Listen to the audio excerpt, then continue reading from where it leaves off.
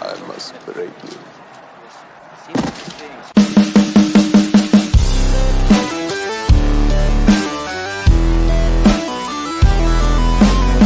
Come get it! It's time, Michael. I will do what I must. You will try. Final round. You're going down. No way. There we go. I can do this all day. Yeah, I know.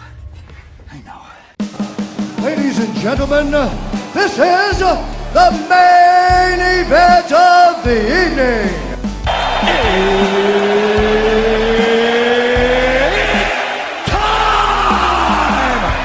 What's going on, guys and gals, and welcome to Good Reel Hunting, where we hunt for the good reels so you don't have to. It's your boy Brad, the Brett Man's over there, and we got a special guest, Destiny, right down here. And welcome to another episode of Slash It Out. What is it, Bert? Episode 5 now, yeah? It would be episode 6. Six. Okay. Wow. We got a great one in store for you guys today. If you haven't seen our old ones, we'll put a link for those up over Brett's head. But today we're going to be doing Summer of 84 versus Strangers Parade at Night. This is Destiny's choice right here tonight. So we're excited about it. I'm defending Summer of 84. Brett's going to be doing Strangers Parade at Night. So we're pumped. It's going to be a great episode. You nervous there, Brad? What are you talking about, dude? I'm Because you keep on pointing at the wrong places, man. And that's, like I think I sense a little nervous that you're going to get your ass whooped. You go ahead and pull up that clip of Freddy Krueger taking the kids to school, dude. That's what I'm about to do to your ass right here. But dude, they're in the middle of nowhere. They're nowhere near the school. That makes no logical sense. Yeah, it's going to be a fun time. I'm ready. I think he just avoided the question. Oh, no. He got him to school eventually, and he did it really quick. But, so, I think both of these films are excellent choices. I think this is the most unique matchup we've had yet. Mm-hmm. So, Destiny, we appreciate that. Great choice on your part. What made you go with these two? I was trying to think when y'all asked me if I wanted to do this, which of course, but I was trying to think of movies that pair really well together because they have something in common.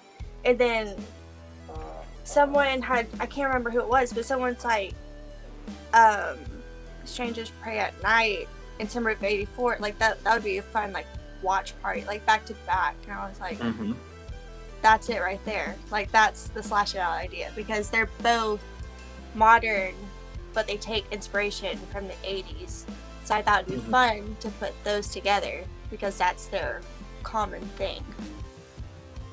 So yeah, most definitely, and that's a good point, because I watched both of the movies today. I know Brett's watching both the weekend, and they do they go very well together. I think I had a good day. Watching both of them. So great choice on your part. Yeah, I'm glad you had a good day, but it's about to turn into a bad night for you. Oh, get out of town, dude! Watch this. It's gonna, get out of stick around, dude. By the time we're done with this, Bert's going to be in school, sitting at his desk, freaking doing his homework assignment before the school even gets out. That's how much school he's going to be in. I was a good student. Like, you're not making okay, you know what? How about this? Let's just go to our tail of the tape, and then let's get this show on the roll. Let's do it. All right. This is what I found. Summer '84, of course, came out on Shudder, so there wasn't really like much information like for budget and the domestic box office, but it dominates the Rotten Tomatoes score, which I just don't like. I don't see like why Strangers Pray at Night is 39 and 35. Like, that makes absolute zero sense. It's a shame. Well, we're going to get into that here in a minute, Bert, for sure. So don't you worry, my friend. Obviously, I'm not surprised you weren't able to pull up the budget information on it. I mean, I know the Summer of '84 budget would have been really low, but I don't. Yeah, I'm not surprised by that. It was a very small scale production. Obviously, it's made its name there in Sundance, as it says on the cover there, and then made its way over to Shudder eventually. So yeah, I'm not surprised by that. Yeah, Destiny, is this the tail of the table? Do you see anything interested or just something that caught your eye? Yeah, I mean, I had done my own research whenever I was preparing for this, so I saw the scores, and I was like, "Geez, that's a lot lower than I was expecting, especially from the audience." Because usually, I don't really care so much for that because I don't know. Sometimes I feel like maybe horror shouldn't be so critical in ways, But the audience, 35%. Yeah, That's disappointing. truthfully, I'm surprised by that too. For Strangers Prey at Night to have a score like that from the audience for sure, because it was. I mean, it's got issues, sure, but it was a fun movie. I mean, and it was only an hour and 20 minutes. Like, it was just it had a lot going for it. So that is kind of surprising. Yes. Upsetting. Yeah. Yeah, and back where you were saying, Destiny, of not caring about the critic scores, like I'm right there with you. I really don't care about the critic score either, especially for horror, because I feel like they just don't understand the horror genre like the way that the audience understands it or how they perceive it. So that's why for horror movies, I never care about the critics. I only care about the audience. And yeah, that audience score is way too low, in my opinion. Definitely. People need to give it another shot. It's probably they watched it right after, or like right when it came out, and it's because it's different from the original. They're probably just mad. It is different, and I think a lot of people in our community actually really liked it. By and large, I mean, maybe the general movie audience didn't like it, but people who are horror fans specifically, I think most people were pretty pleased with it. Yeah, and I definitely think it's going to be one of those movies. Later on, I think it's going to really not be like a cult following type movie, but I think it's going to have more appreciation as time goes on. Sure. Yeah, I could see that. And I kind of almost see kind of like a similarity for people are expecting Prey at Night to be like the first Strangers, kind of like how the first Wrong Turn, people thought it was going to be like that for the newer Wrong Turn. But that's why they're off on that. So I could see a comparison between those two. Yeah. And I think I know we're not talking about Wrong Turn here, but I think it's going to be the same thing. With more time, I think people will look back on it and realize maybe they're a little bit too harsh. Yeah, I absolutely agree. So is there anything else y'all want to point out for the tale of the tape? Not on my end, my friend. They both came out in 2018. I thought that was pretty cool because 80s style, but they both came out 2018. Yeah. So I thought that was pretty interesting. Yeah, it was. So this is actually a really great matchup, I think, just for that reason. And everything else you talked about earlier, I think they came out around the same time. And yeah, I mean, they both give you vibes, man. Yes. Alrighty, so with that, Destiny, this is now officially your show. We're just gonna do what you say, and it's all you. Okay, so whenever I was kind of like writing stuff down, I didn't want to necessarily just like I didn't want it to be like versus. I just kind of wanted to talk about each movie in general from both perspectives, I guess. Okay. But the first thing I want to ask, even though, y'all are both representing your own movie, which one out of the two do you actually prefer? Well, that's easy for me. I've been going on Killflix with the poll and stuff. But it's easily Strangers Prey at Night. Just because I have more fun with it. And it's like if you put two movies in front of me going, all right, which one is more rewatchable? Easily Strangers Prey at Night is, because with Summer 84, to me, that's like 2 or 3 watches just so you can get nitpick. Like the first time is going to be just knowing like the mystery and all that. The second and third times are going to be nitpicks of like, all right, what were the signs of this mystery way earlier on in the movie? And then it loses its value after that. But Strangers Prey at Night will never lose its value because you're always going to have a fun time with that movie. I prefer Summer of '84. If you asked me, maybe a week ago, I would have said the opposite. Just because I watched both these movies in 2018 when they came out, and I remember I had issues with Strangers back then as well. But I must have zoned out when I was watching Summer of '84 or something, and just didn't go with it as well, because a lot of it I didn't remember. But on the rewatch, I thought it was fantastic, and absolutely, I actually disagree with you, Bert. I think it's going to hold its value just fine, just because of how charming it is with the kids and everything. And I mean, obviously, it gives you similar vibes as Stranger Things and It, with the way the kids interact with each other. That's a good comparison. Yeah, and I think they do a really good job with that, and I think it's got a lot of heart to it, and I think that's why it's going to be, it's going to be cherished forever. Mm-hmm. Yeah, and but yeah, when you mentioned the kids, like I didn't even think about the It kids from It Chapter 1, but just those, like when I saw Summer '84, I felt like they tried too hard to be the Stranger Things kids and the It Chapter 1 kids. Like they're still like their own little group, but I feel like it was just a popular trend to have those 4 kids solving a mystery or fighting an entity. So I just felt like that was the weaker group of the kids. Well, I wouldn't disagree with that statement. I think that's true. If I were to rank the 3, I think these would be the worst, but it still reminds me of them very much so. Yeah. And they're still not bad. I mean, they're very good. They have a great dynamic. And you're right, it is a cliche thing to do, but 80s stuff in general is a cliche thing to do, and both of these movies did that. So, but yeah, I enjoyed them both. So what the heck, whatever, bring it on. Well, speaking of the 80s, between like both of y'all's movies, why do you think your movie succeeds better with achieving that 80s tone? Oh, kind of like the feel of the 80s? Yeah, like which one do you think does better? Why do you think? Like, what about it? Because, Summer of '84, that's where Brad has kind of an advantage because it's set in '84. But, Pray at Night, it's not set in the 80s. It's still modern, but it's stylized 80s. So what about your movie do you think makes it more 80s than the other? All right. Brad, do you want to go since I went last? Sure. I think you feel it from the very beginning, the very first scene of the movie. You see your boy out there riding his bike up the street.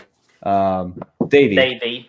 Yeah, he's riding his bike up the street, and it's just, you're feeling it, man. The music's playing. You got a great 80s kind of score in here. A score which, by the way, John Carpenter himself could have written. Fantastic stuff. He's riding his bike down the street. You see the Reagan Bush 84 sign. He's doing a paper route. I mean, it's just so 80s. Then you go to like a bowling alley. You really feel this 80s atmosphere. They're playing arcade games at the bowling alley. They're talking on walkie-talkies. They're playing outside doing this manhunter thing, which is just it totally brings you back to that. They're talking Cold War they're sitting there eating freaking TV dinners with Cold War news on the TV. Like, it just screams 80s throughout. The score is a big part of that because it feels like a score you would get out of the 80s, 100%, all the way throughout. And I'll talk more about the score later because I got quite a lot to talk about on that. But yeah, and then you get to just some of their banter. They're talking about Ewoks and stuff, like duking it out in Return of the Jedi, which came out in '84.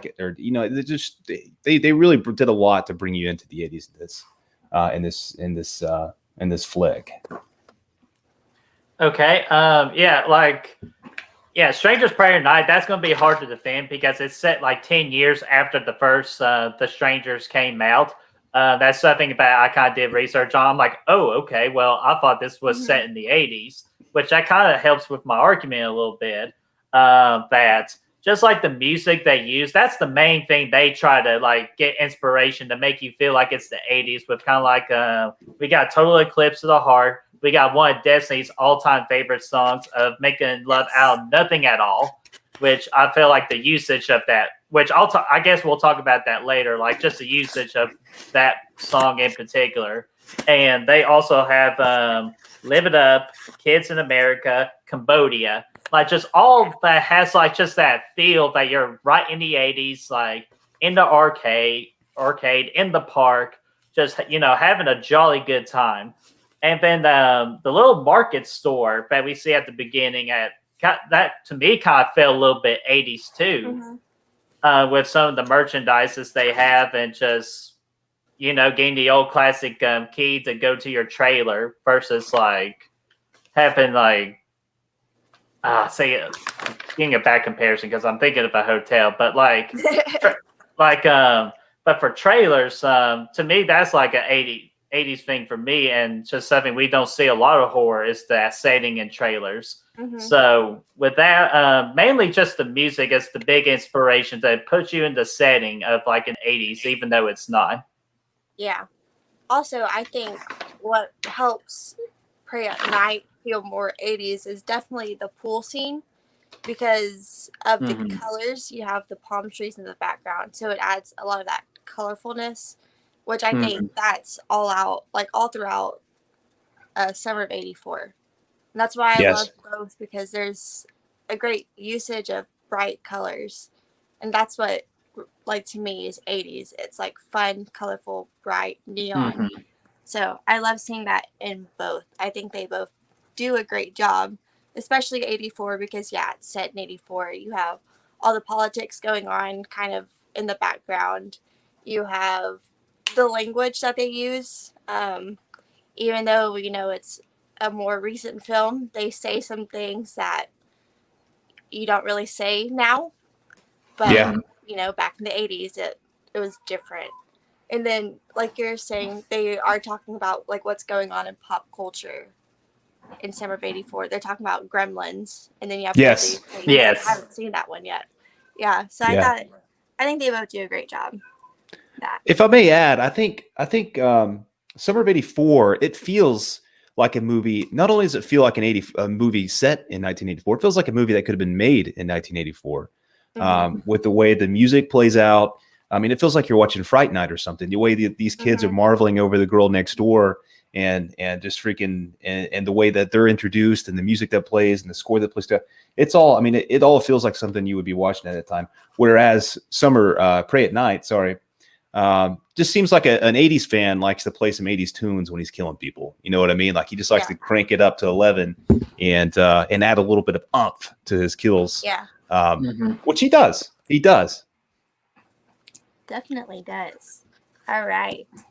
Well, something that I think both movies just really they exceed in, it's the characters.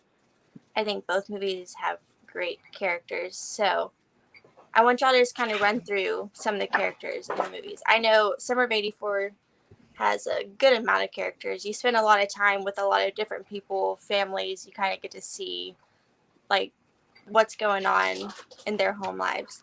And then Pray at Night, that's kind of more upfront. You see, because you're with just one family. So just kind of go through your characters and just talk about them, what you think about them. Okay. That's what I feel like an advantage of my movie is. It's just we don't have like all these characters we're throwing at you. We just got a simple family and just simple killers. Like not like we're not trying to overblow you with characters to try and memorize them. But so that's why they kind of went little, so you could be more invested into the characters that they do present to you. And let's go with one of the most popular characters of all in the Strangers Pray at Night, and that's Kinsey, the rebellious daughter who, with her bad behavior, her parents are sending her to a boarding school to kind of like help clean her up a little bit. And boy, she was pissed off at the beginning. But and I first watched, for me, I didn't like her at the beginning at first, but as the movie like progresses, I've enjoyed her more and more, just because like just the situation that she's in and how she's able to overcome the three killers. It's just really awesome to watch. And that's like for Kinsey, because she's really resilient as well. And then of course we got the brother Luke, which to me easily screams out a good brother, wanting to protect his sister, wanting to be like the... Oh my God. You wait your turn, sir. You wait your turn. But yeah, he's a good brother, protecting Kinsey for any chance he gets, trying to make his dad proud of him, of like trying to help him. And Luke is, to me, the most underrated character in this movie, just with but that's more towards the acting thing than the actual character, but which I can get to later on. And then the parents of Cindy and Mike, very lovable parents. They have a good relationship with each other, even though they're struggling with Kinsey. They don't really struggle with Luke, but you could just tell they do try. They do love their children, and you do want to like hope they make it out of this movie alive. And then the last bit of the characters, we got to talk about those three characters of the Man in the Mask, Dollface, and Pinup Girl. Very creepy looks. And the big thing with me is they just bring such a presence on screen. Every time they're on screen, you're attracted to them. You're nervous for the family, and you don't know what the hell's going to happen. And but out of the three killers, the Man in the Mask, which is played by Damien, which very popular on the killer flicks, he did a very good job, like just bringing the creepiness and just the presence of the Man in the Mask, and the killers were just really strong in this movie. Yeah, the killers were quite good in Prey at Night for sure. I'm going to talk a little bit about my movie here, and then at some point I'd like to go into some detail on these goons from your movie over there, but we'll get into that later. So we start out with Davey. Is obviously he's our main little kid, okay, and he does a really good job. All these characters, he's Mr. Eats, the guy from over there from the Babysitter movie. He was pretty good. Yeah. Judah Lewis. Yes. Woody and then Nikki. Those are the ones you kind of get the most out of, the girl. And I thought her character was fantastic, as well as the performance itself. I thought she did a really good job. But what's cool about all these characters, they're kid characters, but they got things going on, man. Like you get like Eats, he's got some personal issues going on at home. Like his parents are not getting along, to say the least. He's got an older brother that's kind of a dick, and these are things that people can relate to. And you get Woody, he's living at home with his mother, who's also having some issues, and just a lot going on. Davey's like kind of, I guess you could say, probably the most normal of those bunch there.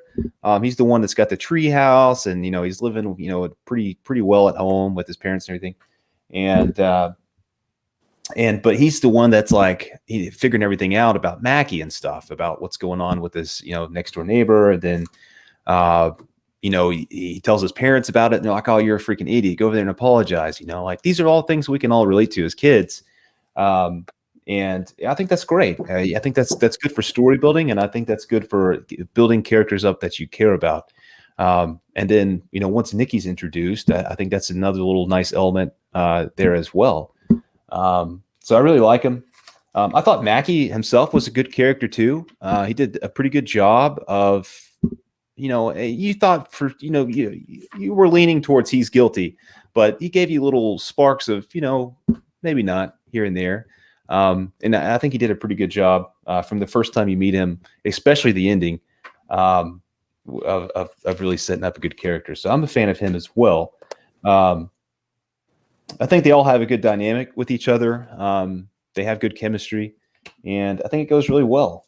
So I very much do prefer the characters in this movie. Again, they're not as good as ones you would see in Stranger Things or Pennywise or anything like that, but I think they're by far better than these guys over here in Strangers.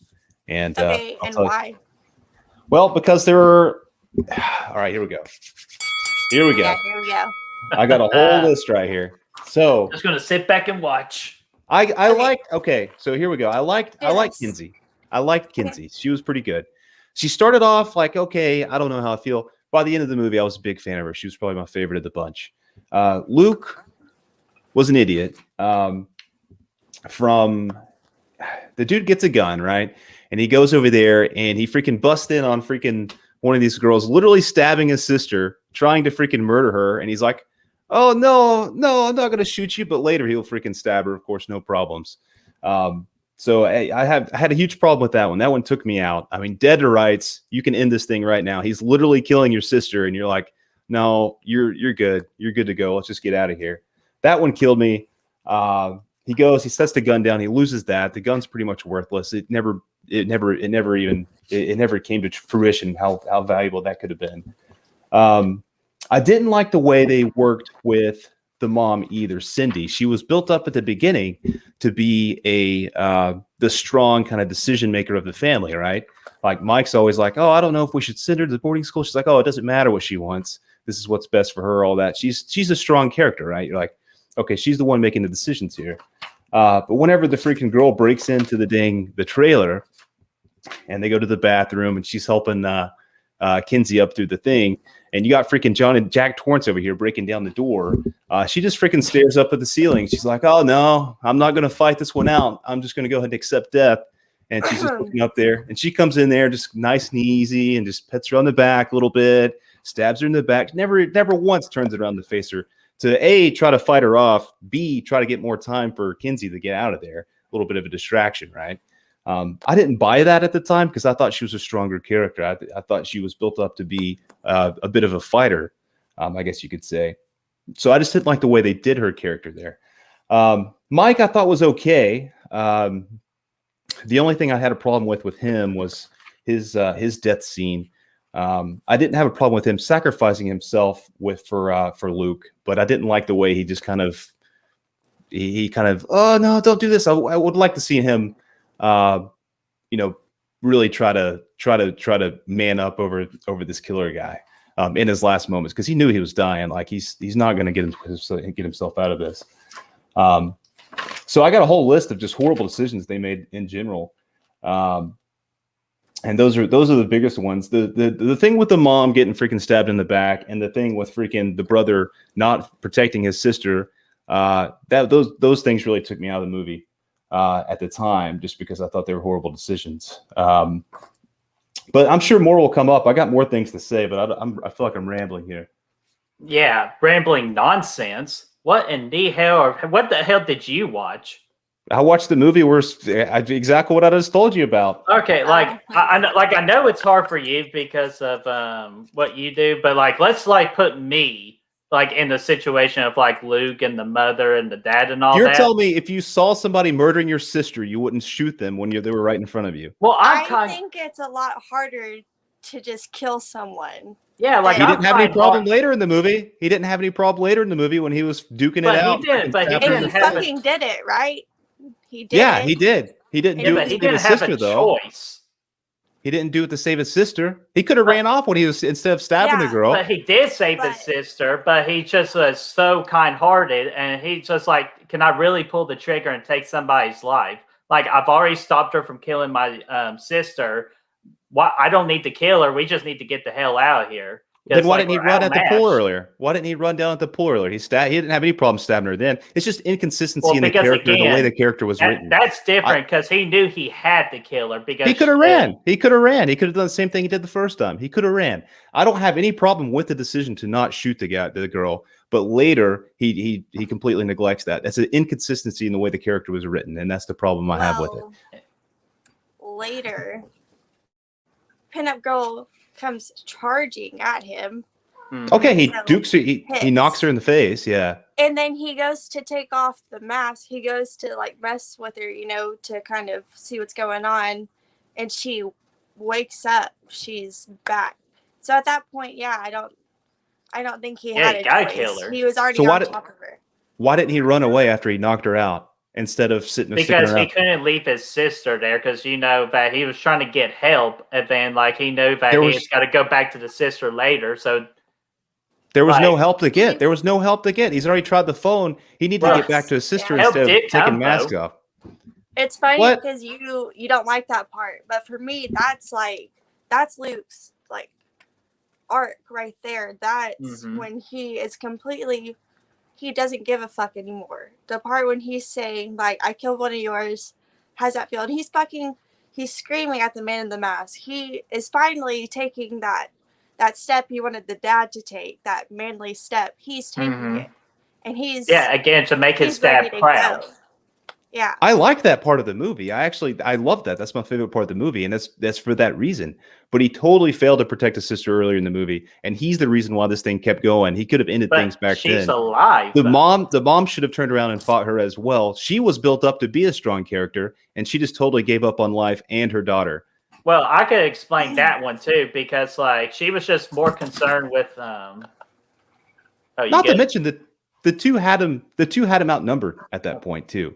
In the trailer it was 2-on-1 at that point, and they both gave up. The mom more so though. I get getting your daughter out of there. I get that. But she totally gave up at the end, and she wasn't set up to be that kind of character. And that's the problem I have. Again, inconsistency in the way she was written. The way go ahead, Brett. No, you're the moderator, so you first. Well, okay. The way that the very first time I watched Fright at Night, I wasn't the biggest fan because I loved the first one. And so that part, I could agree with you at first, Brad. I was like, why didn't she fight? Why didn't she do anything? But then I kind of thought about it, like maybe, she gets Kinsey up. She's doing her best. She, like the dad, she knows she's about to die. And yeah, she could have fought back. But also, I feel like that's even more terrifying for Kinsey to just, like, kind of watch your mom struggle. I feel like she was looking at her daughter, telling her to go, and she didn't even want to see what's about to happen because she knows what's going to happen. So yeah, she doesn't really put up a fight, but I also think she was doing it because either way, she's going to die. Either way. I think that's a fight she could have won. Outmatched. No, I think that's a fight she easily could have won. She was. Why not, Brett? This is it's 1-on-1 in the bathroom. Well, it's just that she didn't have a weapon. Dollface had a knife. Okay. You can still win that fight. You don't have to turn your back on it and die. Well, she was concerned with her daughter's safety and just to tell her, run, go get help, get away. Just that the act of the mother with their child, it does cause a distraction, and that's what it exactly did. But we don't know if she was actually a good fighter. It's just you're just assuming she's a good fighter, but we don't actually know. I'm assuming she's a strong woman because that's the way that she was built up to be. That's what the writing was at the beginning of the movie, saying that she is the one that makes all the decisions in this household. She's the tough one of the house. She's the one that should go out here and kick the ass of these. I would have liked to see her duke it out, at least try. I think that would have made things a little bit better. Because I think that would have went well with what she was written to do. I can agree a little bit on that, but at the same time, I agree with Destiny's point. It just creates more of an emotional impact, with Kinsey, and changed Kinsey's character right then and there, realizing, oh crap, I've been an ass this whole time, instead of just loving my parents. And then that's where she changes her character. That was a character arc for her too, another step. But then of course she reaches her ultimate step in the third act. But with the dad you mentioned, I want to see you react with a big old log stuck in your chest, because that sense of shock, you're not going to be able to think straight. No, I don't. That's the one I had the least amount of problems with, and I don't have an issue with it. I think he was fine to sacrifice himself. I just would have personally liked to see him stick up and say, you know what, freaking kill me, whatever you got to do, instead of saying, oh no, don't do this, please, please. I would have liked to see him. And again, that's a decision that could go either way, because you don't know how somebody's going to act in that situation. I'm good with that. I'm not really giving that a hard time. That was just one of my little nitpicks that I would have liked to see go a different way, just to kind of get a little bit of a victory, I guess. Not really, because he's still going to die, but just a little bit of a psyche victory for the viewers. I think that would have been nice. But they're just okay. They have all kinds of terrible decisions, man. These are just the ones that really took me out of the movie. But this whole thing could have been avoided if they didn't all split up as soon as they found out freaking uncle and aunt got freaking sliced up. They could have stuck together, and that's what I think most people would have done. They split up. 2 people go over here, 2 people go over here, and now everybody's freaking dying. Well, ain't usually the kind of the thing in the family is that the men go out and fight while the girls are more protected? They're not going out there to fight. They're going to look at dead bodies. There's no reason to go over there. They can go all to the same trailer and stick together. But they put themselves at more risk of danger by going out looking. Why are they going to look at the dead bodies and sending the girls back to the hotel by themselves? They should all be sticking together. Safe. They can't protect them if they're separated from them. If they send them to a trailer by themselves, they're not any safer than they would be all 4 together. But didn't you say that the mom is a strong character too? So she should be strong enough to take care of Kinsey? They're always going to be stronger as a 4-person. There's no point in splitting up and going to look at dead bodies. What good does that do? That doesn't provide any benefit. They stick together as a unit, 4-person unit. They're always going to be stronger than 2 and 2. Well, agree to disagree, and you're wrong. But if you think 4-on-3 is better or is worse than 2-on-3, then whatever. Y'all ready? oh yeah, that was fun. All right. Okay, so we were talking about kills earlier. Brought that up a couple times. I think each movie definitely has some like emotional kills. Each death I feel like they just hurt. So why do you think your movie has the more emotional death scenes? What about your movie has you more like invested in the character? Like why? Brad, you want to go first? Yeah, I'd like to go. For me, I feel I had an emotional connection with all these kids just because of, again, how charming they were, the way they, they get to see their lifestyle, falling for the girl and all that, everything I've already talked about. And then at the end, you think it's going to be a happy ending. And then freaking Woody gets his throat slit, like out in the woods. And it came as a complete shock. Never would have seen that coming. He's a kid. You never see, in none of these movies, do you see the kids actually die? Not in Stranger Things, not in Pennywise. They usually they all make it out. So this was something I've never seen before, and I thought that was shocking to me. And that was really the only kill that stands out. I think it might be really the only kill in general. But I know there was an abduction and whatnot, and a couple of off-screen things. But to me, that was far more emotional than any of the kills. Not that the kills in Strangers weren't emotional, because they were. I mean, anytime, like your mom's getting killed right there underneath you. I mean, obviously that's emotional, but I wasn't as emotionally connected to these characters in Strangers as I was Summer of '84. Okay, and yeah, I know yours is a little bit hard to argue with just because you got that one death only, while my movie kind of had like 8. But yeah, just with mine, they're all the major kills are like so like emotional. Again, with the mom getting killed, just because Kenzie watched that, and that was going to change her, like throughout the rest of the movie. And then one of the best act scenes in this movie is when Luke finds the mother dead, and just seeing his reaction, because he loved the mom so much too, and that you just see like a complete breakdown of like, oh shit, this is real. One of the people I loved the most in this life just got taken away from me. What am I supposed to do? And of course, you see the dad trying to calm him down, like, hey, buddy, I need you, and all that. And then just when the dad dying was emotional too, because like he's like right before he died, like he knew he was dead. He was just trying to comfort his son and give him that one last big man speech of like, hey, I'm proud of you. Go help your sister.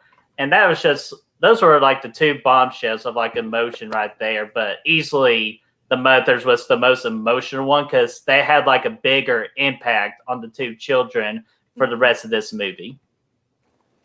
Yeah, I really liked in Summer of '84.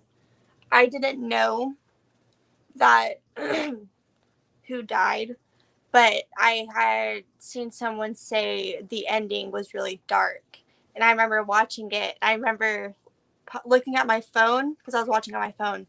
I was like, there's still fucking 20 minutes left. I was like, shit's about to go down. I was like, I don't like it. I know. And it's something I kind of found Summer of '84 a little bit predictable with some things. And I think it's because a lot of it has been done before. I mean, I haven't seen Rear Window, and I know that's kind of like the biggest one, but Disturbia. But I knew someone was going to die. I knew it was going to be a kid. And then I had a feeling it was going to be Woody, which hurts, because even though what was it, Eats, you do have that scene with his family arguing, and I kind of like, even though you do know his brother's a dick, when he was like, need a ride, Limp Dick, and he's like, why, you need an alibi? Even though they're still like messing with each other, I thought that was kind of cute, because it's like, even though they don't show affection, like that is still, that just shows something, like they have some sort of relationship, even though it's all strained. But with Woody, you have that scene with his mom, and she's all shaken up, and she's been crying, and there's pills spilled, and she's been drinking, and when he asked to stay the night because he doesn't want to go home, that first, because that's your like initial, something's up, like at his house, From that first scene, I was like, oh no, it's going to be Woody. Because I feel like that one is the most heartbreaking, because he gets picked on the most. He's the chubby kid. He's having a lot of issues at home. He doesn't look like he has a dad. His mom's working 3 days straight. 16 hours. Yeah, like they're struggling. And when he died, oh my God, I bawled my eyes out. Like for an hour after it ended, I was just crying so hard because like I knew it was coming, but when it happens, because it's so graphic and you just see the slit, it was heartbreaking. And then in Pray at Night, I feel like both of them, they're pretty emotional because you have like the aunt, uncle that die, that's whatever, because that's your cold open. There's no connection. But with the mom and with the dad, especially, because those are the ones that are emotional. Because whenever the strangers die, I'm just like, yeah, like cool. But watching the mom die, it's just so upsetting every time. And like you said, Brett, I think so too. I feel like even though Brad doesn't like him, I think Luke is very underrated because obviously you have the strangers, and then I feel like a lot of the times, it's more focused on your final girl. But I think Luke sells that scene, even Mike, when he first finds her, because you don't really get to see his face because he's turned. You just hear him crying. And then when he runs and pushes Luke back and you see Luke's face, that's what always gets me.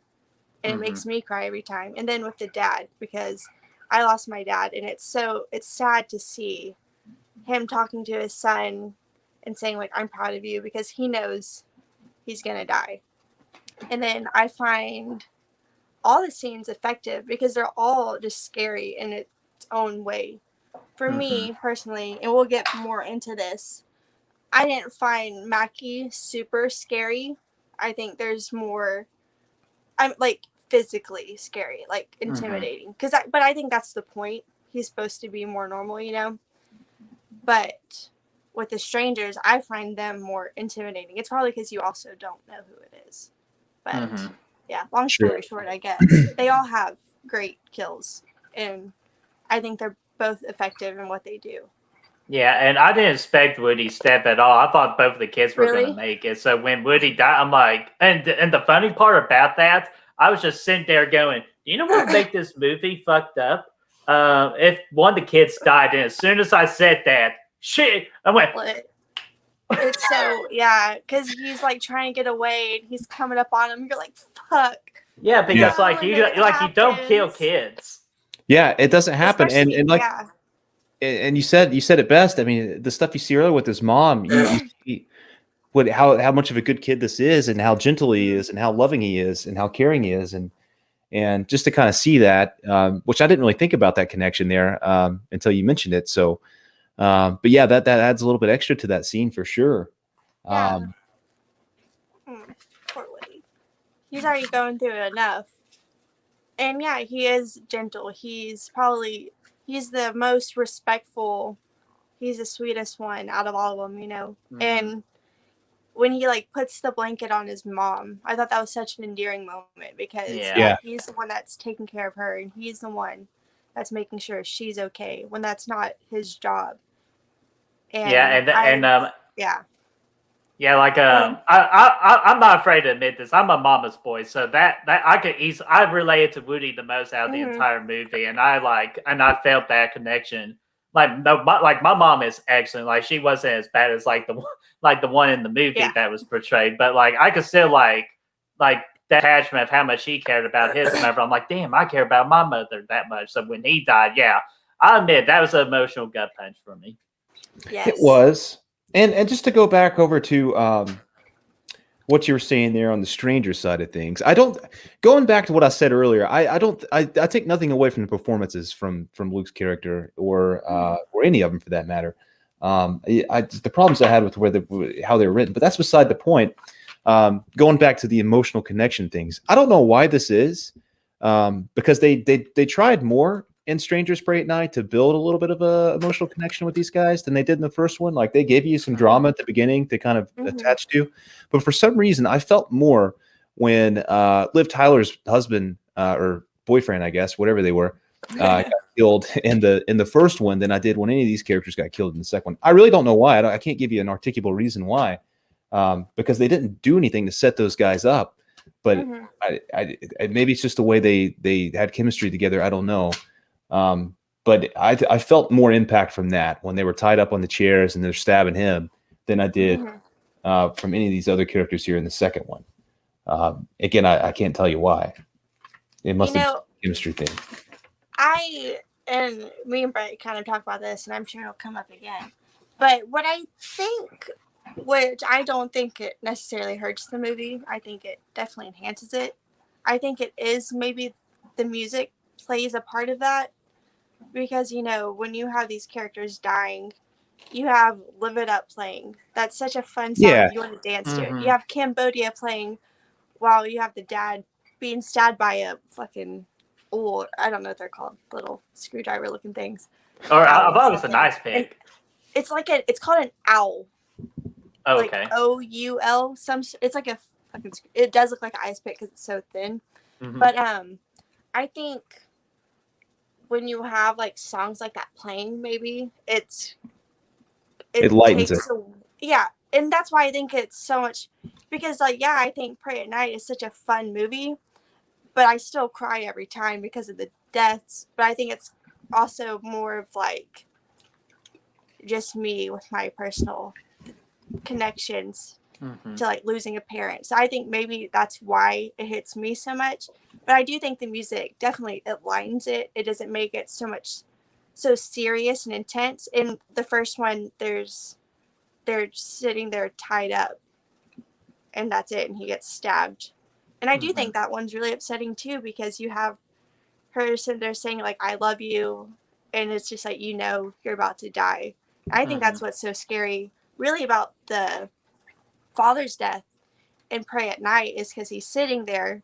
And to me, whenever I watch it, one day I was like, that's actually really scary, because his son just gets out, and if you're him, you're looking down, and then you hear a door open, and then you look over and you see someone that you haven't seen at all wearing that mask just getting into your car, like knowing you're fucked. I think that's what's scary. But then what's so scary about Woody is like, you don't expect that, especially for them to kill a kid. He's still younger. He's probably 15, like the other kids were. So I think they both are effective. And that's why I wanted to do this, because I do love both. Pray at Night is my favorite, and I'm trying to not be biased. Brad's making it a little bit hard, but it's okay. But keep it up, Brad. Keep it up, Brad. Keep it up. I'm gonna try to stay in the middle. I'll keep it up. Sometimes it's kind of hard. We can do this all day. It's okay. But all right. Moving on to another topic. Oh, let's see. I guess since we're already talking about the music, we can just kind of talk about the score, all the songs used throughout, because I don't know what the song title is, but Summer of '84, it does have like a song in it. Do you remember, or do you know what the title is in that one? The one where they're at the bowling alley, Yeah, and they're going in there. I don't know I can't remember the name of the song, but I do quite like. It's a popular one. I'm not good with names of songs, so I'm not the one to ask. But we can like just kind of talk about the songs used in it, and just like the score, not just actual music, but like the scores throughout, because that's obviously what makes it super 80s, as we were talking about earlier. But in Summer of '84, you have kind of like those little stings with certain scenes that I really like, because that's super 80s. But then to me, Pray at Night it definitely, something about it always reminds me of The Strangers. Or not The Strangers, duh, it is The Strangers. Stranger Things. Stranger Things. It kind of, something about it feels very Stranger Things. So just talk about the music used in it. And like, what parts do you really like? Like, what scenes with the music like works really well? Yeah, and I've been waiting for this one so I can finally like talk about like what I really liked music wise about this movie. Just the '80s, like again, like I with making love out of nothing at all and Total Eclipse of the Heart. You know, lighthearted songs like where you can have like fun with it, or it's just an emotional song, but the placement of those songs when batshit crazy stuff is happening, like dark stuff is happening, like you don't feel comfortable with that music anymore when that music is supposed to make you comfortable. And I love when horror movies do that. Like just takes like stuff like even music or scenarios like where they make you supposed to feel comfortable, but do a complete 180 on it. And like, so when every time I think of making love out of nothing at all, I always think of the fiery truck chasing down Kenzie. Like every freaking time. And then of course, Total Eclipse of the Heart, immediately go to the pool scene. And I feel like that's where my movie does the best. Like my music is more memorable than Summer of '84. Yeah, it did have some good like little sound effects, but I feel like a lot of times they were just misplaced. My movie did a really good job placing those songs and placing like the little noises. Even though with The Strangers, kind of like the two movies, you really don't need music. You just need the pure quietness. So you can really like absorb the atmosphere of the movie. But I feel like Strangers Prey at Night did a really good job adding certain like noises like to make you even more eerie and freaked out with the atmosphere. So I feel like my movie dominated when it comes to music, like with being memorable and just the placement to make the scenes more effective and memorable. Brett, I gotta tell you something, dude. I see something right here. I see there's no parallel universe with butt fucking Wookiees where your freaking movie has the best music. That's a line from Summer of '84, by the way. I didn't make that up. Okay, so I like the. Okay, so let me preface this by saying I do love the music in Strangers Prey at Night. I think it's fantastic. It really is what I enjoy the most about the movie. It's my favorite thing about it. Aside for the end when somebody finally blows somebody away, but I like the music is fantastic. It's awesome, and that's the most enjoyable part to me. It really adds to the fun you have there. But what you have in Summer of '84 is music that adds to the atmosphere. I'm going to say this. I'm not dissing Strangers Prey at Night because I think what they did with the music was fantastic. But I'm saying the music in Summer of '84 adds to the atmosphere. They're not just playing cool 80s tracks to be cool and to make their movie look like an 80s movie. They're making their 80s movie an actual 80s movie. This is music that you would have heard in an 80s movie. Like I said earlier, John Carpenter himself could have written this soundtrack, this score. It sounds like John Carpenter music. It's got synth. It's got all that. And Summer of '84 has one particular track, a score, if you will, not aside from all the songs they played. It has a score in it as well, but it's really just one or two tracks. Whereas this whole thing, I got a whole page here of great freaking music from Summer of '84 that really just added to the atmosphere, the '80s atmosphere. Like you're talking like when they're in the treehouse talking about all the kids going missing, it's just playing this weird ominous theme that really just gets you into what they're talking about there, the weirdness. And then the Kate Mays Slayer comes on TV, he doesn't himself, but they're announcing it on TV. They're talking about TV. Another weird ominous theme, dark theme. They're researching the newspapers. It's like Sinister when Ethan Hawke's freaking cutting tapes together and stuff. Like it really brings you into what these kids are doing, and I think it does a great job of that. And then, like you said, the real song they play there in the bowling alley brings you more into that '80s atmosphere as well. Of just that's one of the more popular songs they had in here. Then, like when he sees Dusty on the milk carton again, the music that plays. When they're doing the stakeout situation for Mac's whereabouts, when they're trying to get his locations and everything, that was such a fun scene. And again, the music is a huge part of that. It adds so much to all these scenes I'm talking about here. when the girl shows up unexpected, when he's expecting Woody to come over, and he opens the door and Nikki's there. The music that plays just boom, it just puts you right there. When the kid gets abducted, when he's out there and it looks like freaking Nightmare on Elm Street, there's fog out there and everything. Weird, eerie soundtrack. When they follow Mackie at the hardware store, again, when he's looking at the binocular and he sees, but through the binoculars, and he sees Mackie across the street, and you get a little jump scare. Yeah, it's awesome. And then another one that stood out was when he shows up and he calls his nephew. You had that tense scene there where they're kind of staring each other down, and our boy's got the knife in the pocket, and Mackie's standing there, and it's a tense scene. There's a lot of suspense there, and a large part of that is the music. And I don't think if you took the soundtrack out of this, the score, I mean, it wouldn't be as good of a movie. It plays a pivotal role in that, in all of these.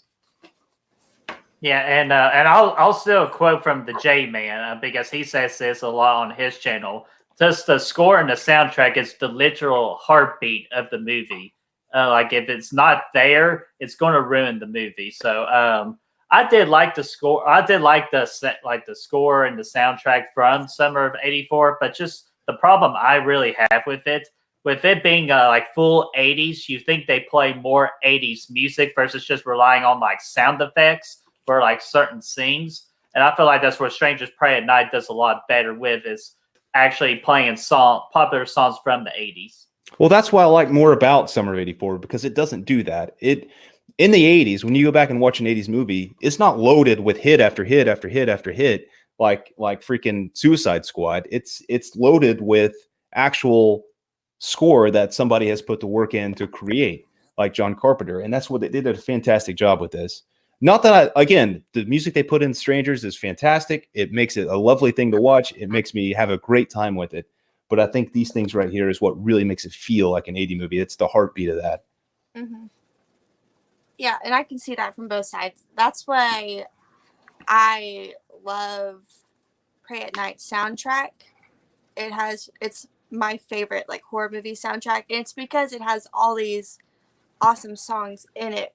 And of course there's like original music put in it, And I love the like score for like the title sequence.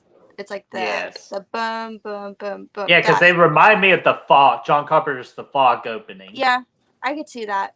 And I love that. But then also in Summer of '84, like you said, it doesn't really rely on any popular music or really '80s hits besides really that one when it's playing, which makes sense because they're somewhere else, Right. That makes sense. But I love Summer of '84's like music used throughout. I downloaded some of it on my phone. I think it's definitely great. It definitely sounds like it would have been made in the '80s rather than it being something that's new. But I feel that for both of them. I do think Pray at Night has the more fun soundtrack, but that's because there's songs that you can sing along to. But I do think that Summer of '84 has better scores, I guess. I love like just like originality. Yeah, because for me, like Pray at Night, I love it, but it's a little bit, it's not super, it doesn't have like a lot of synth. It relies on that music for that synth. Whereas, like you were saying, Brad, the scores you use throughout Summer of '84, that's full synth. Right. Yeah, totally. And there's nothing proprietary about the music in Strangers Pray at Night, because it's music. It's been music since the '80s. It's great. It's great songs, and that's why you have such a good time with it. But it's not like they went in, aside from the little bit of score that they did, it's not like they went in and created a whole new score that really added a lot. It adds to the scenes. I don't know exactly how to say this because it does, but that really just is a heartbeat of the scenes. I mean, the songs were used well in Strangers Pray at Night for what they were doing, like, turn around or whatever. It's all that, like, that's fantastic. But, you could have done a different scene and put a different song in there. If you wanted to, a different '80s song. I'm happy with the ones they chose, and I thought they were fantastic. But again, there's just this is more proprietary soundtrack over here. Yeah, and I think that's how they shot that scene. They didn't shoot it with any music in mind. They shot it. They just went in and added that. They went in and added. Then that's when you realize, like, oh, Total Eclipse of the Heart. Like, this is perfect for this. Yeah. Scene. And yeah, I do think every song that is used, it's used to its best ability. I think it helps create great sequences. And I definitely think it takes whatever scene is happening and it raises it so much higher, even though, yeah, it may kind of take away from it, maybe not being as scary. I still think it does what it needs to do, I guess. But then, yeah, in Summer of '84, you hear, it's like there's almost always some sort of music playing. There's always something going on, even if it's those like little foreboding sounds, like there's something happening. And Totally. I noticed that a lot in Pray at Night too, and I think that's because in Pray at Night there's some stuff that you don't really see necessarily. It's in the background, and that's why it's there to let you know, like, look out for something is happening. But then I feel like in Summer of '84 it doesn't really have that lookout, there's something going on, it just has it, if that makes sense. Totally. I don't know if it does. All right. Yeah. You have something else to add? Oh no, that's pretty much overall. Like I think Summer '84 has the better kind of like original score, but to me has a more better soundtrack. Yeah. And like it's not just a regular soundtrack; it's a soundtrack that just, like as you said, Destiny, just enhances certain scenes and makes the scenes more memorable. Especially the flaming car with making love out of nothing at all. Like that's just stuck in my brain forever. Yeah, there's certain parts, like randomly throughout the day, I'll just start singing. It's the Turnaround Bright Eyes, but it's like when it first turns on, so it's kind of like coming like to it's getting louder. I'll randomly start singing just that part. I'm like, why? And the same thing with Making Love Out of Nothing at all. It's just it's like and just to let y'all know, it's the original Total Eclipse of the Heart, not the Total Eclipse of the Heart that we get in old school where they just make fun of it. But so just to be clear, killing it. Yeah, it's great. It is a great soundtrack. And it's like I said, when I put this movie on, that's what I get excited about. Even though it does take away, I will say it definitely takes away from the horror aspect of it, but it makes it much more fun. I don't think for a sequel, especially to The Strangers, you could have made it more terrifying. So I think what they did is went the opposite direction, and they did it with the music.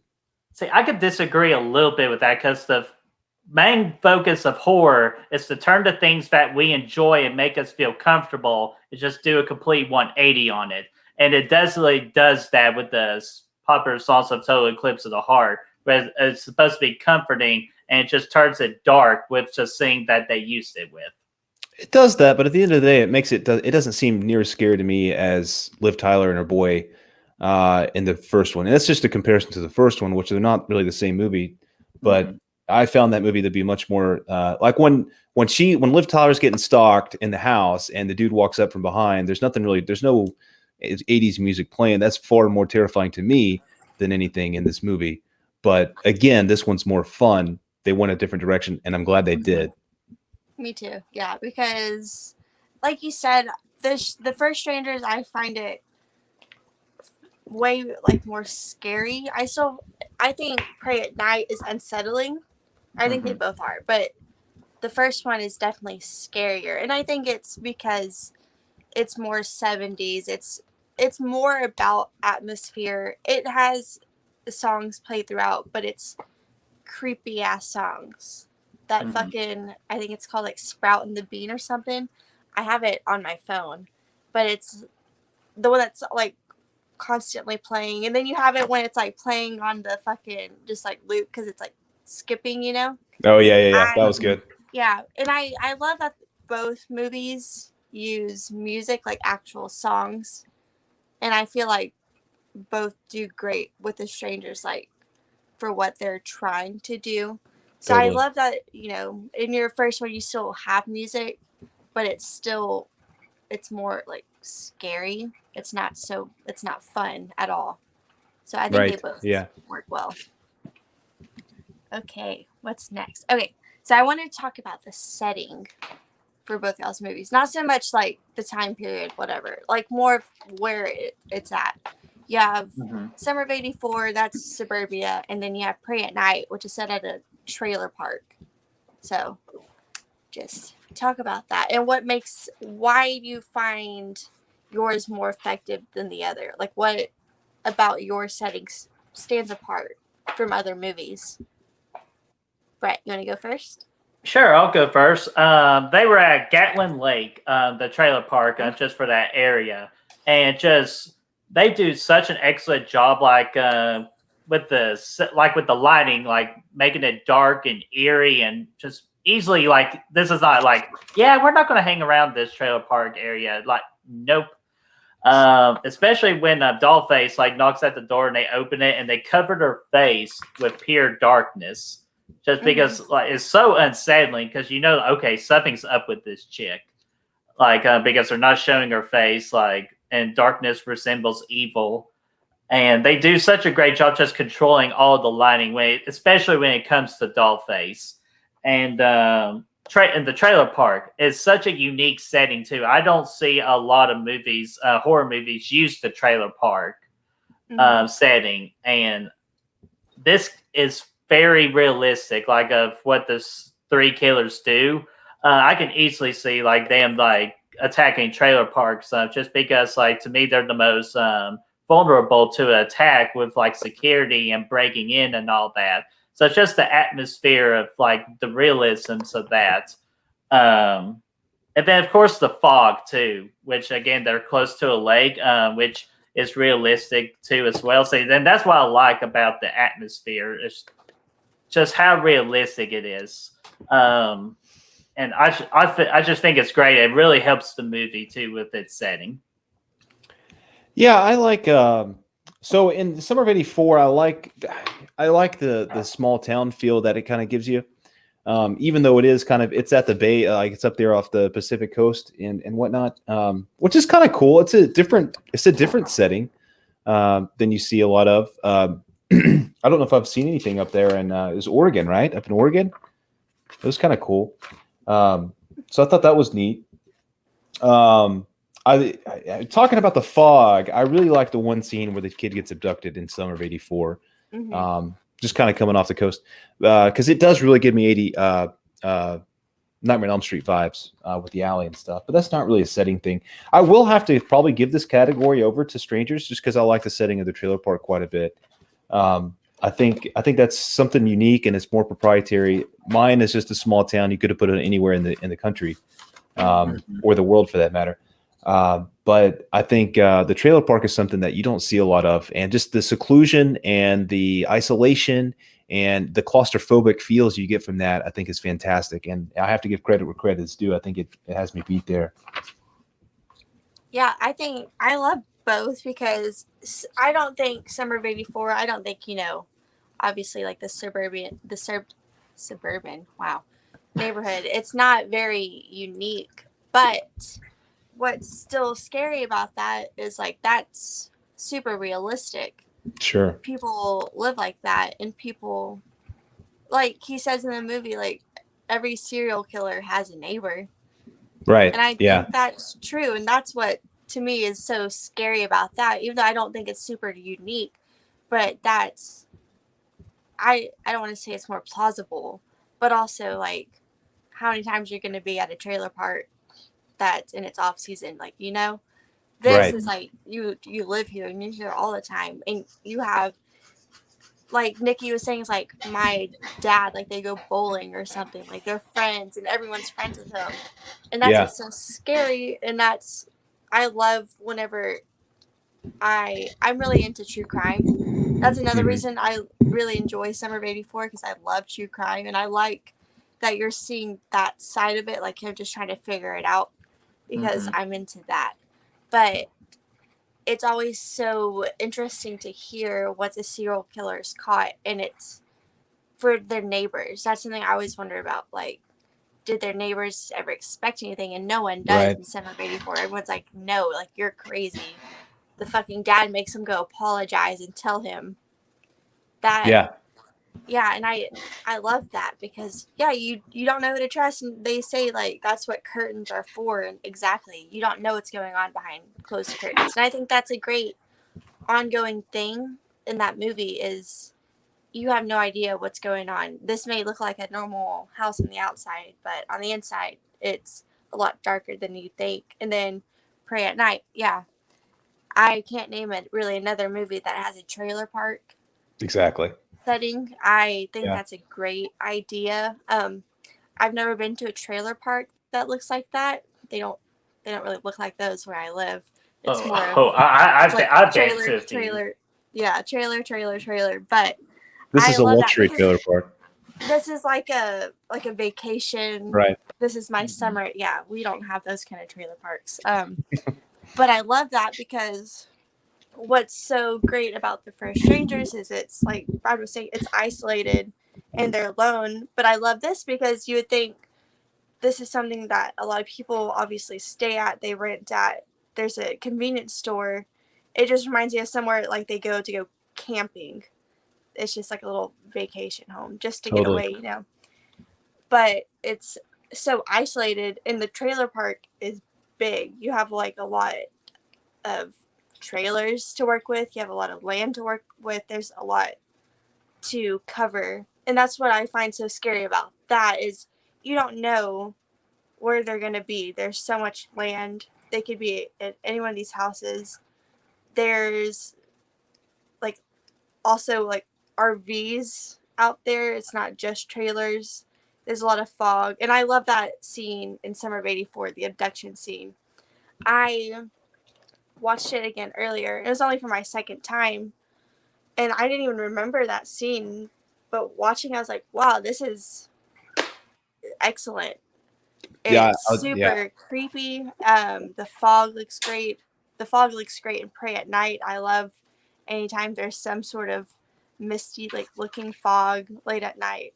But definitely looks great because I don't know, something about just your normal middle class family.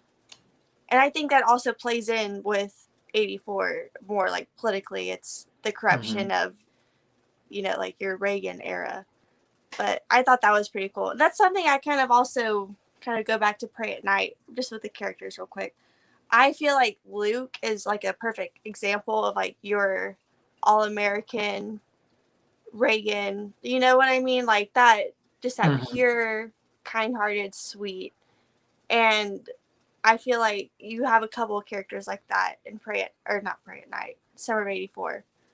But yeah, I love the settings for both. I think they are both scary in its own way.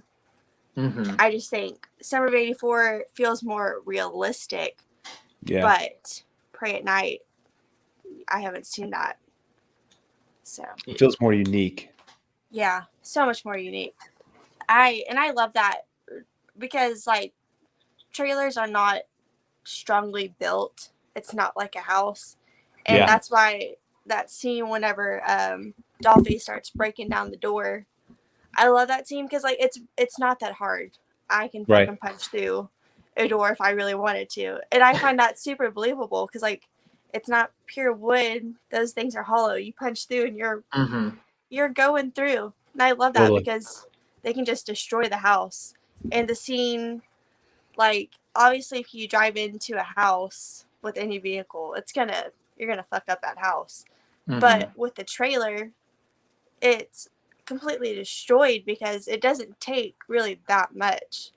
So I think that's kind of cool that It doesn't. I noticed when I was watching it, it doesn't give you whenever they enter a trailer, it doesn't give you a sense of security at all. It doesn't. No. You don't feel like they're safe in the slightest. Whereas you feel, I mean, the whole First Strangers movie was in a house, and you at least felt for a little bit that they felt that they were somewhat safe on the inside until they made entry. Yeah, and maybe that's just because trailers are small, and it's like when you go into a trailer, you have your front door and your possible back door. And that's really, and I know that that's how a lot of houses obviously work, but it's different with a trailer. It's so much more confined, and it's like you have your side here and your side down here, and that's all you have to work with. So it's like if they're coming at you this way, you're obviously you just have to run the opposite way. Right. And so yeah, I like that they use trailer setting. I think that's awesome, and I want more horror movies to do it in some sort of way, even if it's not like a abandoned trailer or like a vacant trailer park. If it's just set in a trailer, I think that's just interesting to see. Yeah, that's what makes it scary too, because like in these trailers, they've already pointed out that there is no back door. So if they're in that trailer with you, you got nowhere to run, and that's extremely scary. And the characters really sold it too. Yes, I think so too. Yeah, I love the scene when they run into the room, Kinsey and the mom when they run into the room. Yeah, and then she's like, get in the bathroom, because it's like, yeah, where else are you gonna go? Yeah, like that's your most secure place in there. Your bathroom is just a little bit further. It's like you're just trying to create some sort of distance. But also what I really love in Summer of '84 is, which the first time I watched it, I don't think it's necessarily trying to hide it. I feel like you do know who the killer is. As soon as I saw that mailbox, I was like, whoever Mackie is, this guy is the killer. It's just something of the way they shot it. I was like, killer, that's him. And I love that scene when they don't know if that other kid, if he's dead or not, if his whole family's dead. And when it shows like his house and then he looks at Mackie's house and he kind of looks like at both for a second, I think that's kind of when he's like, like I just, because this is before he sees that milk carton. The milk carton is what he's like, Mackie's. Yeah, but set everything off. Yeah. So it was before that happened. He just kind of like glanced over, and I feel like maybe he already kind of knew. And I love that because it's literally like you step outside your front door, and he's right here. The killer's right here. Yep. I think that's great. I love that. I love Disturbia as well. Yeah, Disturbia's good too. I love Disturbia. So watching that, it reminded me of Disturbia, which which borrows from Rear Window. I love that shot you said earlier, just about when he looks and Mackie's standing right there, because there's a shot like that in Disturbia. He looks and he's staring right at him. Yeah. And there's that sting, and I just thought that was great because it just shows how close they are. It just makes it more scary, I guess. Totally. Okay. I thought of a comparison, and I don't mean to bring this back up just to reignite the flame here, but it's a comparison that I just thought of when you were talking there about that, and it's like, okay, so because you talked about running to the bathroom and locking the door, how that's the safest place to be, and that made me think back to The Shining when Wendy and Danny go to the bathroom and they lock the door. It plays out the same way, but the difference here, Danny gets away. Wendy, who's been portrayed as a weak, you could say a weak character that's been tormented by this, this abusive male this whole time. Not that makes somebody weak, but just she's kind of been portrayed to be somebody that will be a doormat per se. Yeah. She stands up at that point and she fights. She cuts Jack, and I think that's a better arc. It's just something that kind of came to my mind. The scenes in general play out very similar. The kid gets out the window, and then you're stuck with the bad guy and the good guy. And it's just something that came into my mind, and I don't know. I just had to throw that out there. No, that is a good comparison. I don't think I really thought about it like that, but yeah, you have your mom, you have your kid. Danny climbs out through a window. Kinsey climbs out through a skylight. You have a fucking door being broken down. Yeah, that's a good comparison. I like and that also brings another point I noticed while I was watching Strangers Parade Night. It has a lot of nice little callbacks, actually. Yeah, I got a couple I noticed. Yes, it has. Yeah. I'll let you bring them up first, and I'll talk about it at the end if you miss any of them. But yeah, it has some nice callbacks, and I didn't pick up on that one until just now when you mentioned that, so that's why I had to throw that out there. Wow. All right. I guess we can let's just get into the killers. That's really what makes the movies. But I guess just go through. I mean, Brett has 3, Brad has 1. But what about your character is so scary? Like, what do you find the most unsettling about them? What is it about them that stands out from other killers? There's so many killers in horror movies, and you have a lot of masked killers in horror movies. But what about yours stands out from others? What? Right. Oh, okay. What stands out the most, especially with the man in the mask, it's just his presence. Like, you just know, like, immediately, like, okay, this guy is bad news, which is really hard to really, like, usually you need, like, a line or a character to sell that, like, presence. The man in the mask doesn't even say a word, which kind of like a little bit of comparison to Michael Myers, because Michael Myers doesn't say a word. Unless if you're talking about the Ron Zombie 2 director's cut, which we do not ever talk about. Oh my God. We don't ever talk about that. But, no, shut up, Brad. There we go, Brad. We're agreeing. But yeah, with the man in the mask, just his like look at this, like a homemade mask. Like, it's like the man in the mask just really just has just thought about, all right, what like I can do psychologically really mess with people. Awesome. Yeah, that one right there. You'll see that in the thumbnail. I can already guarantee it. But yeah, with that and Dollface too, just that mask. It's just unsettling. And like, there's a lot of masks, like of course in the horror genre, but there's not a lot of them where they just instantly make you feel just like not comfortable and just instantly like fearful of the characters. All of the masks that my killers use create that impact, and just the way that they're displayed too, like with they just really just mess with the family, like psychologically wise, before they go in for the kill. And to me, I enjoy the build up to that way more than just like a slasher like Jason, who just goes in there and just slashes them. Like, these three killers really think about what they're doing. It's just the most torturing way they can mess with this family before axing them off. And I feel like my killers really do a great job with that. But with Brad's killer, with Mackie, it's just that has just been done so many times. Like, I understand, like, they're just trying to make him look realistic, like, you know, an everyday cop and all that. But I just never really got unsettled with him. Like, of course, he does like flip the switch at the third act, which is phenomenal. I will give Brad some character that, but it really takes at the end. But it just takes forever to get to that point. And Brad's character just really doesn't scare me. I think you're right about yours. I think their strongest points are definitely their psychological tormentation there, if that is a word. I don't know if it is or not, but I'll throw that out there. I probably made up more than likely. No, I did quite like that about your killers. I think there's nothing really too crazy about the way they look. I love the look of them. Like, I'm not going to say I don't like it, but you know, Sackhead is essentially Jason with 2 eye holes instead of 1, right? So, I mean, it's been done before, but I mean, I like the way they do it here, especially when he gets caught on fire at the end. But we'll get, I mean, beyond that, you said it best. The psychological thing is the best thing they do. What I do like about mine, though, is, and yes, it's been done. We've seen it before, but I like the way that he is portrayed as your neighbor next door, right? Like, what the opening, the closing lines of the movies. You already said it earlier, Destiny.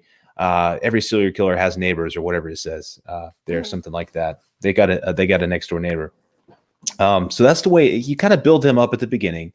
And then, like, you see when he's delivering his paper, he goes out there and he helps him out to carry his desk downstairs or whatever. And it's just kind of a normal little neighborly, friendly neighborhood, at least 80s friendly neighborhood relationship they have, which is cool. And I like that.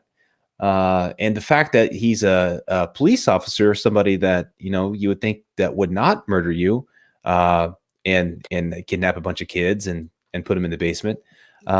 You know, it's a little bit of irony there. So for somewhere you could go to be safe, he's quite the opposite in this scenario. So I thought that was a cool little addition too. I like the fact that, yeah, throughout most of the movie, you pretty much know he's the killer, but it doesn't quite confirm it until the end. I like that. There's always a little bit of maybe he's not, you know. but at the end, you're not surprised when he is. I don't think they made it out to be a big twist, but I like that. It adds a little bit. There's a little bit of ambiguity there with his character, which is cool. It's nice. Whereas in Strangers, it's more of your traditional slasher, where they're just there in a mask and they're tearing shit up, which is fine. But I like this is just a different feel. It's more psychological. It's more realistic, I think, to the sense where you just don't know who the killer is, right? Which is cool. I like that. And again, at the end of the movie, man, he totally goes off the trails. That ending is fantastic, where he goes out there and he's like, all I want to do is kill you right now, but you deserve more than that. You're never going to know what day I'm coming. And the fact that he wins is what stands this dude apart from most killers in horror. And I think that was an awesome way to go with it. The ending is so crazy. You just don't see that a lot. So anytime a killer wins, I think is awesome. Just because, not that you're pulling for him, but just because it's like, it adds intrigue. It's not predictable. I thought he was going to get caught. I'm like, okay, all the cops are going to his place. They're going to bust his ass. The end is near. And then, no, we're going to go play Manhunter some more, and more shit's going to hit the fan. And he killed a damn kid, dude. Like, how freaking brutal is that? Yes, definitely. Like I said, when you see him come down from the attic. Yes. I was like, fuck. Yeah, I was like, that's a holy shit moment.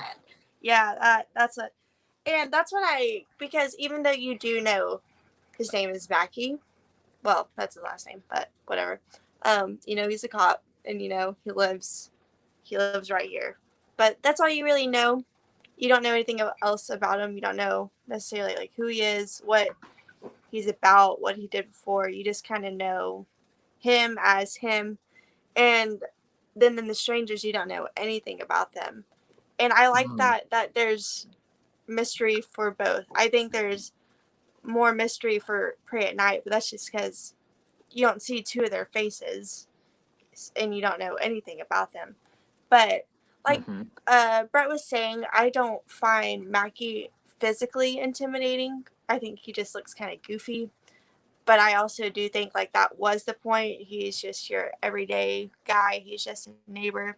But like you're saying, Brad, with him being a cop, that's what to me is scarier is you have a cop that's a serial killer. He's the one he's looking over the case, but he's the one that's doing it all. So he's constantly steps ahead of everyone else. He knows who they're onto. Like they were saying, he can plant evidence, and he had someone arrested saying this guy's a killer when he clearly was not the killer. And that's what I think is more scary for Summer of '84, just knowing he has that sort of power to get away with it, and then ultimately like he does escape, he does get away with it. Who knows if he ever gets caught, but it's just the fact that he's in on it, and he's in on it with everyone.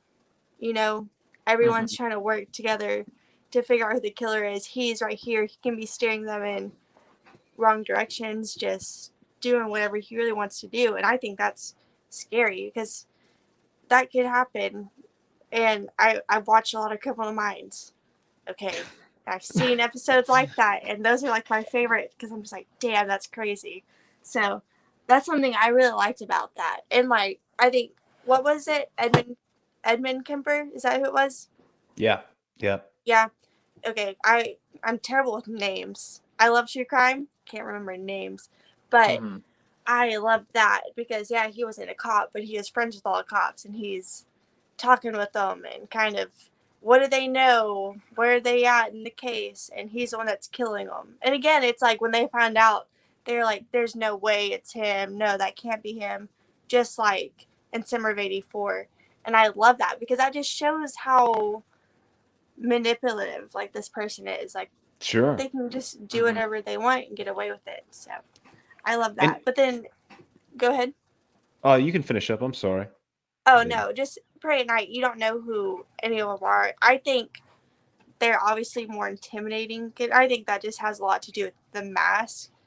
The mask freaked me out. The first Strangers, that really got to me, just seeing him. And then the Man in the Mask, I've always loved just a nice little sackhead. Something about it is just scary as fuck to me. Always has been since, because I remember, I don't think like Friday 13 Part 2 is that scary. And I think it's just because I don't find that Jason that scary. I find him more endearing because he's, you know, he's looking like this and he doesn't know what's happening. But whenever I watched A Town That Dreaded Sundown, that's another one that uses his second. And I really like that one because I found him scarier than like your Jason. And that's kind of who I grew up watching, was more Jason. But the first time I watched The First Strangers, I was like, holy shit, these characters are scary. And I like that there's two women and just like one guy. But then you have your man who's like this tall and everyone else is kind of like down here. There's something about him that very intimidating.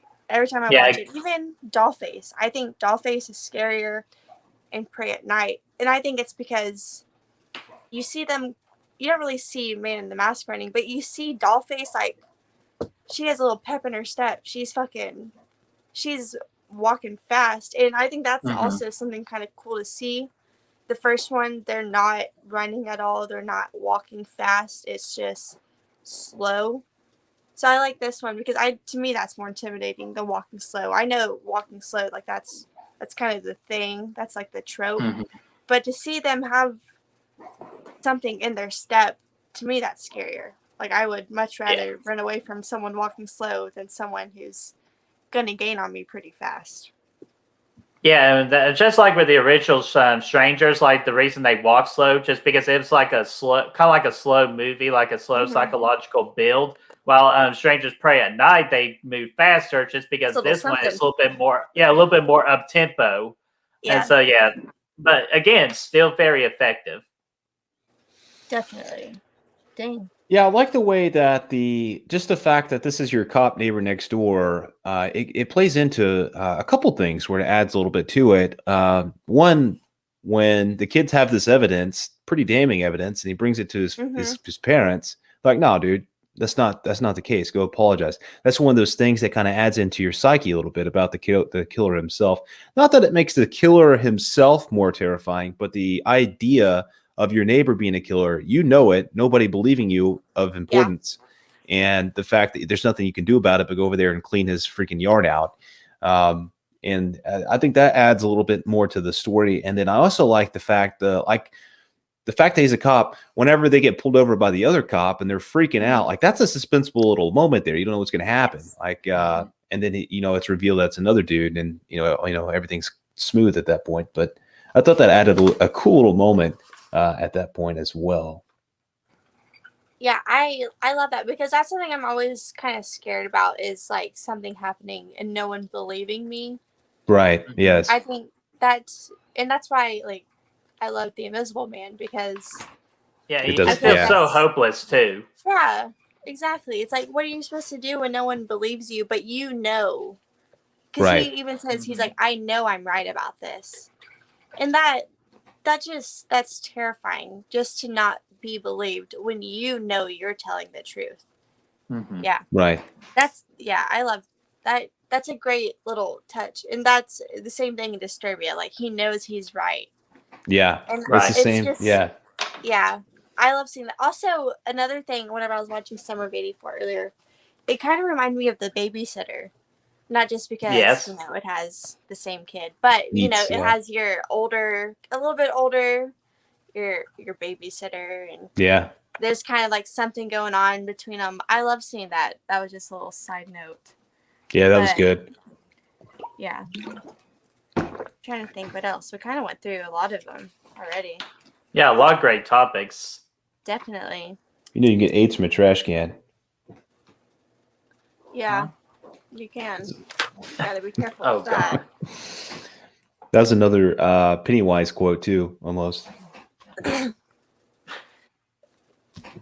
What? But from Summer of '84. Just not making any sense. From Summer '84, it's a quote. I was talking about. Yeah, it's Pennywise. In Pennywise, they were talking about getting AIDS too from the water or whatever. Okay. Was it? Yeah, in the still. don't What's get- it called? What's that water called? Gray water. Yeah, it's Grey gray water, dude. Yeah, gray water. It's fucking Yes. gray water, dude. Okay. Yes. Oh, it. I mean, I think that's pretty much it. I think we kind of went through a lot that I had written down just talking about others. So I really think that's it. Overall, I prefer Pray at Night, but both are great movies. Yes, and I really wish we can let Destiny decide the winner, but part of what we do for Slash Out is we let you all, the viewer, in the comments section, decide who the winner is.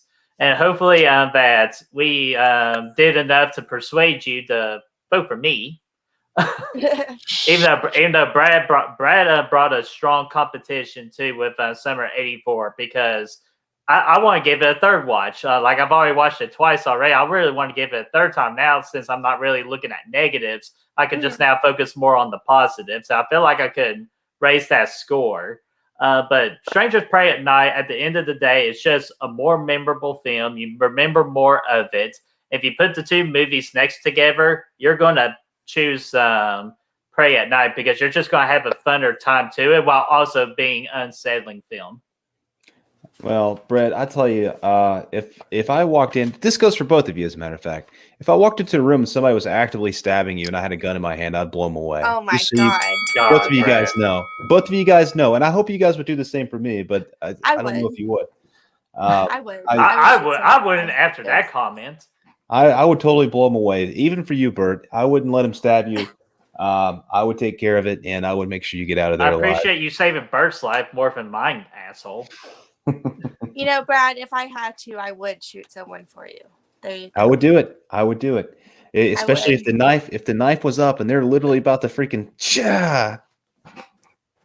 Dr. Say Loomis, that 3 dude. times? 6 times. He should have shot him 6 times. Should have. That would have definitely taken care of it.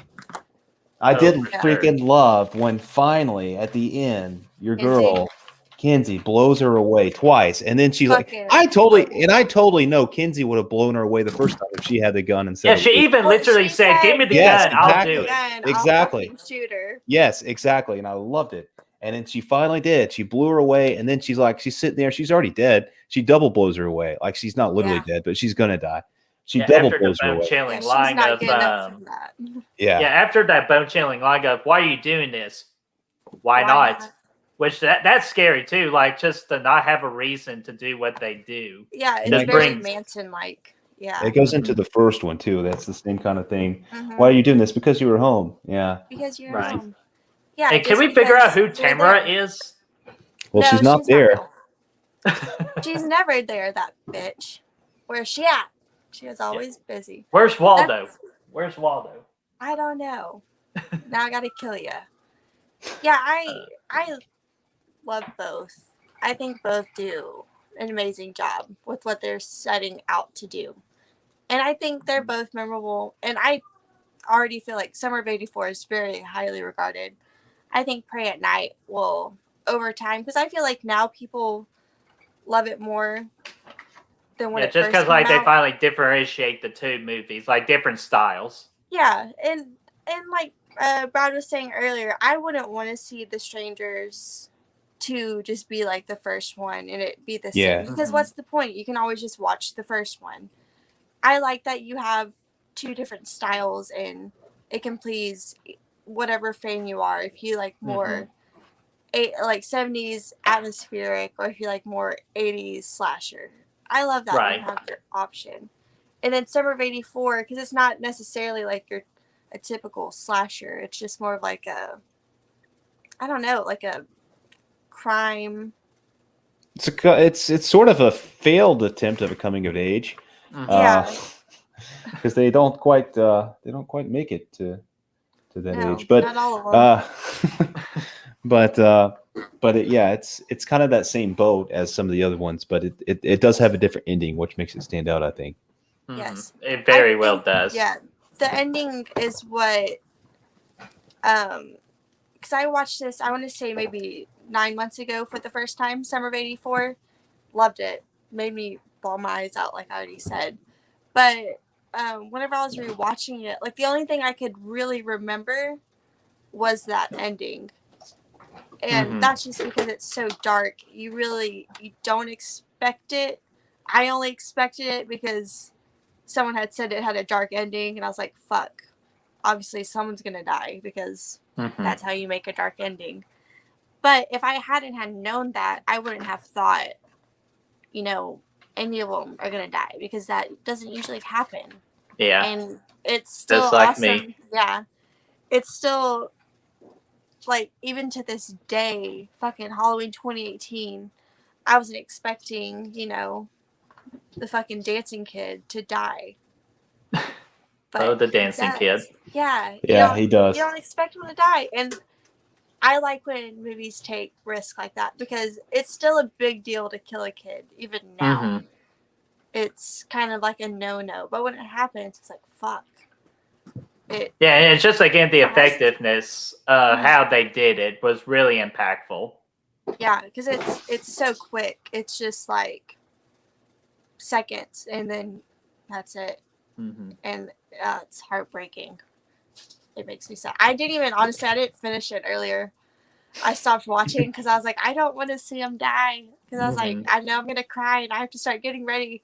So I didn't watch the ending because I didn't want to cry. And we don't blame you, and I'm going to cry too, just because this has been a very fun episode of Slash It Out, and you did a phenomenal job as our special guest moderator, and we really do appreciate your time. Thank you. Absolutely. So, civil over here. You did a very good job, except for the heat. Yeah, especially the heat of argument. For a second. I could have kept going. I have a whole other page of bad decisions. I have a whole other page of bad decisions. You know what? Have me on another time where we're only talking about Pray at Night. Me and you can go back and forth for hours. And then I will be at the bottom screen, and I'll be the moderator. You can be the moderator. Me and Brad will just be arguing the whole time. That would be I could do that. Done deal. I'll do that because I want to be the one defending it. Yes. Absolutely. Yeah, I just wanted to say now that we're off the record that. Okay, go ahead. I did have a couple things that I wrote down for positives, believe it or not. I actually did. I do quite like this movie. It is a good time. I wanted to say that I really do enjoy the brother and sister dynamic. That's something you don't see a lot of. You see it, in Jeepers Creepers and here and there. Yeah. But I love the fact I would have liked to see them together more. I feel like they were separated for a big bulk of the movie. Like at one point they were off by themselves. I would have liked to see them kind of be the main duo, and they were to an extent. But I would have liked to see them carry the runtime together more so. I thought the crash scene was fantastic right before the father dies there. That whole kill, I thought that was fantastic. It came out of nowhere. They're driving, they're getting away, and a cinder block comes flying in, and they crash out.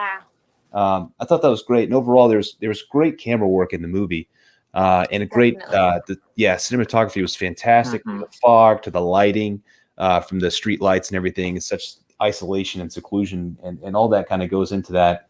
And again, the ending was cool. And with the flaming truck and dudes getting his burning up and stuff, and his mask melting to his face, all that was awesome. Yes. And a nice throwback to Texas Chainsaw at the end where she's riding. In the back damn it! That's what I was getting ready to say. Well, you were about to take us home, Bert. I had to throw it out there. I couldn't go without it. Yeah, I know. Shane, I know. I was a little jealous. But I'll tell you one fact. And when I was doing research about Pray at Night, before the script was rewritten, Kristen, which Liv Tyler from the original, was supposed to be in Strangers Pray at Night as the opening scene versus the end in The Uncle, and she was supposed to get slapped. I'm glad they didn't do that. That would piss me off, honestly. No, because I thought that would have been great because they would have already set a tempo. Like, okay, they got their revenge. Like, they are not to be messed with in this movie.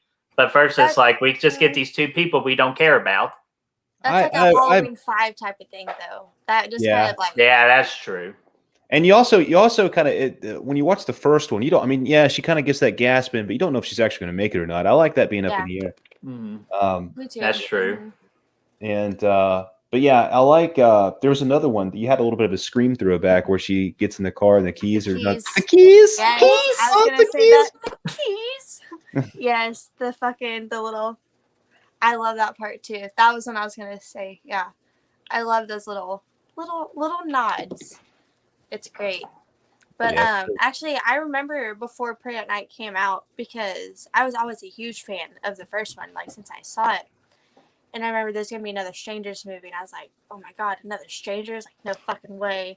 And so I like look it up, you know, and then it was like I am IMBD. There you go. Can't ever say it. And then I remember looking at the cast list and like Liv Tyler, she was on there. I was like, she's gonna be back. Fuck yeah! And I remember watching it because like I had looked it up before I watched it, and obviously no Liv Tyler, and I was like, damn, where's Liv Tyler at? Assholes. So, I do remember her she was supposed to be in it because she was listed on there, and I was like, fuck yeah, and she wasn't. I was like, damn, but you know, I'm glad. I've been mad if they just killed her off. Right, yeah, I was like, yeah, I could kind of see like where she just should be left alone in just what she did in Strangers. I agree with that. Yeah, and I kind of like, and if they were to make more, I kind of like that it doesn't go back to the same people, you know? Yeah. Because I feel like that's not necessarily what they're trying to do. I think it's once they find these people where they are, it's kill them. But if they get away, I wouldn't imagine them like tracking that person down. I feel like it's like, well, let's go check out this house and see what's going on. Yes, it's the same scenario as Michael, the original intent of Michael Myers, and how they ended up having, since Laurie came back, they had to bring that storyline where she was the sister. Yeah. Because he's not going to do that, right? So unless he had a motive. These are the guys, so they kind of have the original intent of Michael, which is no motive at all, just doing whatever comes available to them. Yeah. But yeah, Bert, do you want me to flip the coin so we know what's going on for the next one? Yeah, that's right. Which I'm so looking forward to. Of course, you know, I'm always going to go tails. All right, you got it. It's heads this time. Damn, I won this one. Uh-oh. That's not going to be good. So I'm going to go ahead and take us home. Y'all ready? Ready. All right. Let's do it. So, what did you all think about this Slash It Out? Are you on my side that Strangers Prey at Night was the better movie? Or are you on Bradley's side about Summer of '84 being the better movie? Let us know in that comment section down below. And let's get that discussion rolling.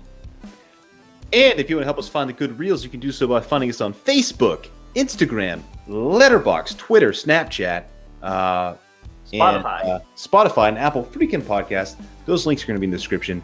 It's very imperative that you let us know who won this because, as you can just tell, I was just teamed up on by these two Strangers fans. I tried not to. So I need to tried. I need to see freaking Team 84 back me up down here in the comments. Well, you dominated that KiloFlix poll, but hopefully with this video we changed our minds. You definitely did, and I was like, damn. It's like Prey at Night, trying to like come on. Going. But Destiny, where can they find you, like on any socials and all that? My @name on Instagram is Beauty of the Living Dead, all one thing, no capitals, whatever. You can find my regular Instagram. I don't use it that often anymore now that I have my horror one, but I think it's Des L Faulk, so FAULK. My Twitter is @Beauty Living Dead, DED, has 15 character limit. I think that's pretty much it. Destiny Faulkner on Facebook. And don't you have a YouTube channel, or sort of, or like a team YouTube channel? Oh yes, House of the Living Dead. Yeah. Yes, and 50%. We'll be 50%, and kind of like how me and Brad did 50%. Well, I'm hoping I'm 51 and he's 49. But we'll nah, I'm just messing. But we'll be sure to have all Destiny's socials in the description down below. Easily give her a follow for YouTube, Instagram, and Twitter, because she is just an awesome person. Very super nice to me, especially with my knowing how to do that Facebook filter. Very nice response of her during that time. So again, Destiny, thank you so much for joining us.